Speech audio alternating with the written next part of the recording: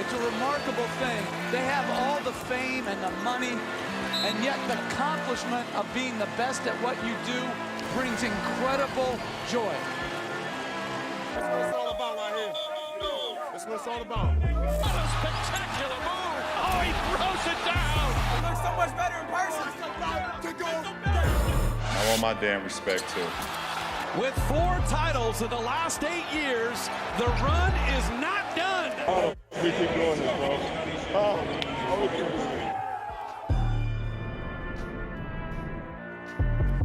Hey, welcome to NBA Today. I'm Malika Andrews, and we're just 5 weeks away from opening night, and the pursuit of ring number 5 will be underway for 2 of the league's all-time greats, Steph Curry and, of course, LeBron James. And we really got to savor watching these guys while they are still doing it, my friends. But I got a piece of trivia for you. Do you happen to know how many players have won 5 rings? Do you? 26. 26 players have enough jewelry to deck out an entire hand. And look at this, even fewer have that and multiple MVPs. We're talking about Russell, we're talking about Kareem, Magic Johnson, of course, Michael Jordan, and Tim Duncan. That's it. That's the list. And the thing is, odds makers, they don't exactly see a 5th ring in the cards here for either of these future Hall of Famers, at least not this year. The Lakers and the Warriors, they have the 9th and 11th best odds to win the title, respectively. All right, so with that as a backdrop, look who's here. We got a couple of NBA champs in the house. Kendrick Perkins, he's beaming in from home. Richard Jefferson with us in studio. Chiney, Ogwumike, Tim Bontemps here with me to help put up with these two brave their antics. Yes. Richard, you played, should we say it, a major role in one of LeBron James's 4 A key role. Should we say a key role? And now we're going to stop showering Richard with compliments. What needs to happen for LeBron to win a 5th? Well, again, this is a fun topic because we're in. Are we still in September? We are. Yes. We're in September. This is September topic time. So let me just say this. Realistically, we put way too much pressure on LeBron, the Lakers, and all this stuff because they are the Lakers. But to ask that question, in 2001, I came into the NBA, and so did Michael Jordan. So to ask Michael Jordan what they would need with the Wizards to win another championship, this is similar. Yes, Michael Jordan didn't have Anthony Davis, but ultimately you look at an incomplete team, an incomplete roster from the standpoint is they don't have enough dogs, and Perk is probably going to get in this. But I will say this. You look at the defending champions, the Boston Celtics. The Lakers are 3 all-star players away, caliber players away from being on their level. 3 all-star caliber players. That's how far the Lakers are away from being on the same tier as the defending champions. And the defending champions. So are you saying the Celtics have 5? All-star caliber players. Yeah. 2 of and them the won Lakers the only Olympics. have 2. I'm just breaking it down to make sense. Yeah. You talk about Jaylen Brown, Jason Tatum, Porzingis, all-star caliber. White. Then you talk about White, all-star caliber. All-star caliber. Right. 2 of those guys were on the Olympic team. So what does it need to happen? Something miraculous that we don't know about. Jesus Christ could come down and play shooting guard for them. Spalding and Wilson coming down. I don't know what could happen, but I wish him the best. We'll be watching the whole story. No, RJ, you're so wrong, bro. Like they're not that far off. They're not that far off. Like they don't need to be calling on Jesus Christ, right? Like think about this for a second. Answer this question. How many teams in the Western Conference, if the Lakers were to match up with them in a 7-game series, would you pick the other side? How many teams would you pick, Richard, to match up the Lakers in the Western Conference? Well, this is the thing. I would say that we're talking about winning a title. We're not talking about going to the conference finals. They are good enough to upset a team, to get a good matchup. Right, but how many? So if you said how many teams are you picking the Lakers in a series? In a series, I think there's probably 3 teams that I wouldn't pick them over. Okay. I wouldn't pick Lakers over about 3 teams. It would be the Denver Nuggets. I would probably say OKC and then probably Minnesota Timberwolves. Those would be the 3 teams that I would say that the Lakers going in, because ultimately we know your next tier of guys are the ones that really win you championships. The next tier of players. Your stars have to be dominant, but you're going to look at every series and say, this guy helped them win this game. This guy helped them win the game. And you got to do that for 4 series. Yeah, but RJ, it's not that far off. I believe that they're one other all-star, superstar caliber player away, right? We saw this offseason, everybody pretty much, especially when you look in the Eastern Conference, they got better with the Knicks picking up Mikal Bridges, right? Philly getting Paul George. The people who are really trying to make noise, they went out and quote unquote got a third star. And so when I think about the Lakers, and I said this last year, Richard, you felt the exact same way. If the Lakers had DeJounte Murray last year, do you think they would have had a better chance of beating the Denver Nuggets or possibly beat the Denver Nuggets in that series? Oh, 100%. You would have had a person to answer Jamal Murray hitting all those game winners. But you can't buy a player that's not for sale. Who said he wasn't for sale? Rob Pelinka said it at the trade deadline. Yeah, but I'm saying because he didn't want to give up Austin Reeves. But we're talking about if you want to maximize LeBron James because he have so much in the tank right now, then you probably should go out there and make a move to get a player of that caliber to come in. Let me bring a little sanity in here. Perk, you're right, because Richard, you're saying they need 3 players. Perk, you're saying they need 1. I think they need 2. They need star production. They need star production from their role players. Perk, the best thing that you have ever said on this network is that you need to have role players that are stars in their roles. That's what you embody. That's what got you here. That's what made you great. That's what makes championship teams great. When I crunch the numbers, you look at D'Lo, he's only averaged 14 points per game the last 3 years in the postseason, shooting around 38%. When I look at Austin Reeves, he's had pretty decent numbers, 17 points per game. But the thing is, we haven't seen the consistency when it mattered most. You need those guys to be stars in their roles when it matters most. Those are the 2, because their issues are shooting, their issues are scoring, their issues are playmaking. They look at Reeves as a playmaker off the ball, one-on-one, in the dribbling, getting to the rim. Reeves wouldn't start for the Celtics. That's fine. That's fine. It doesn't matter. But look, we're gone from the day. Like, the Celtics are loaded, and they're going to have to pay the cost of that. Literally, how long can they keep this core? The way that the NBA is moving is you need 3 really core guys.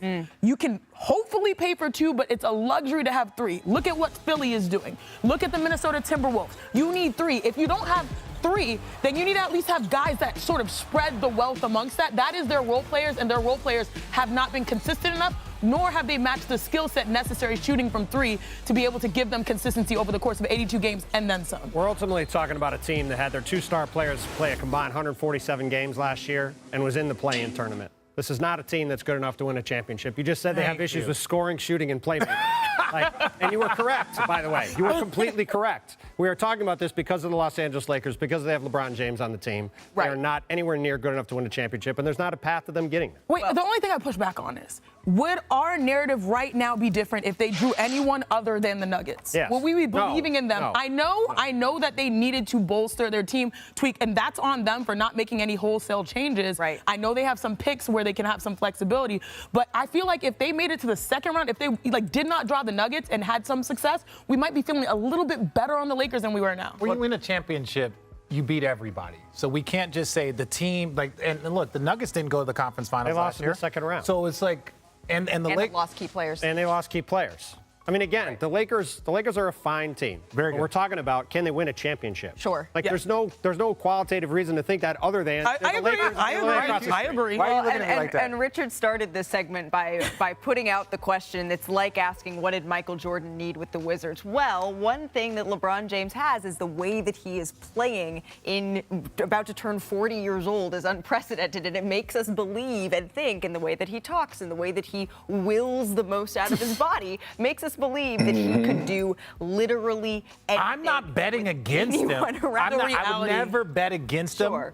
But basketball knowledge tells us that this team is 3 players away from being 3 players away. The truth is, it's really disappointing that the Lakers have a team with 2 All-NBA caliber players in LeBron and AD, and they're nowhere near winning a title. That is a failure in the way they've built the team, and it's a failure on the way they've run the team the last several years. Well, you look at how those guys played this summer with Team USA. They're good enough to be factors on a team that's competing for a championship. The reason they're not is not because of LeBron. It's not because of Anthony Davis. It's because of, as Janae said, the lack of talent around them, the fact they have issues with scoring, shooting, playmaking, every other part of their team. Right, and I didn't mean to interrupt you, but also when you look at the health of Anthony Davis and LeBron James last season, when they were largely healthy and playing at an unbelievable level, to think that they can then improve on that again. It's more likely they miss the play-in than they make the top 6. Okay, I ain't say all that now.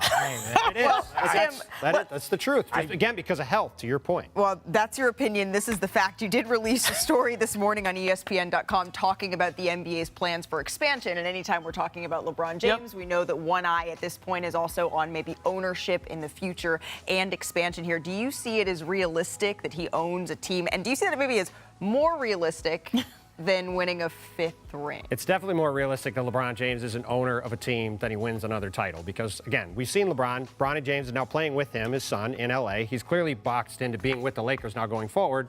It's hard to see a path to them being good enough to win a title.